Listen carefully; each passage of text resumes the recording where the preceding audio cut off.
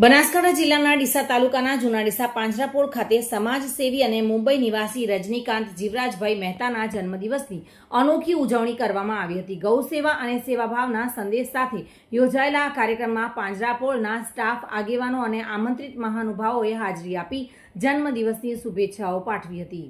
ગૌ સેવા, સેવાભાવ અને સામાજિક જોડાણના સંદેશ સાથે ઉજવાયેલા આ જન્મદિવસ કાર્યક્રમ સૌ માટે યાદગાર બની રહ્યો છે। વતનથી દૂર રહીને પણ પોતાના ગામ સાથે આત્મીય સંબંધ જાળવી રાખનાર રજનીકાંતભાઈ મહેતાને ગ્રામજનો અને આગેવાનોએ શુભકામનાઓ પાઠવી હતી।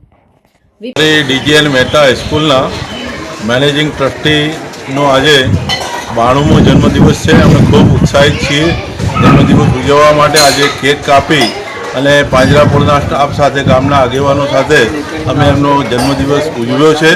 પ્રભુ એમને હજુ પણ દીર્ઘાયુ આપે અને જૂના ડીસા પ્રત્યે એમની જે લાગણી છે એનો લાભ જૂના ડીસાને સતત મળતો રહે। આજે જન્મદિવસે એમને ખૂબ ખૂબ શુભેચ્છાઓ પાઠવું છું। અસ્તુ।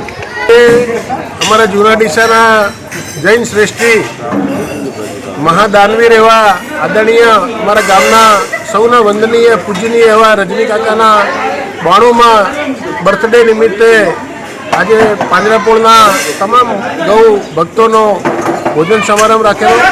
કાકાની બર્થડેની કેક કાપી સૌએ એમની બર્થડેની ઉજવણી કરી અને એમના લાંબા અને દીર્ઘાયુ તંદુરસ્ત આયુષ્ય માટે સૌએ પ્રાર્થના કરી કાકાને દીર્ઘ આયુષ્ય મળે અને ત્યાં મુંબઈ બેઠા બેઠા અમારા ગામની ચિંતા કરે એવા આ ગામના દાનવીર એવા રજની કાકાને આજે 92મા વર્ષગાંઠની સમગ્ર ગામ તરફથી જૂના ડીસા સનાતન સમાજ, હિન્દુ સમાજ, મુસ્લિમ સમાજ તમામ વતી ખૂબ ખૂબ જન્મદિવસની શુભેચ્છાઓ પાઠવું છું।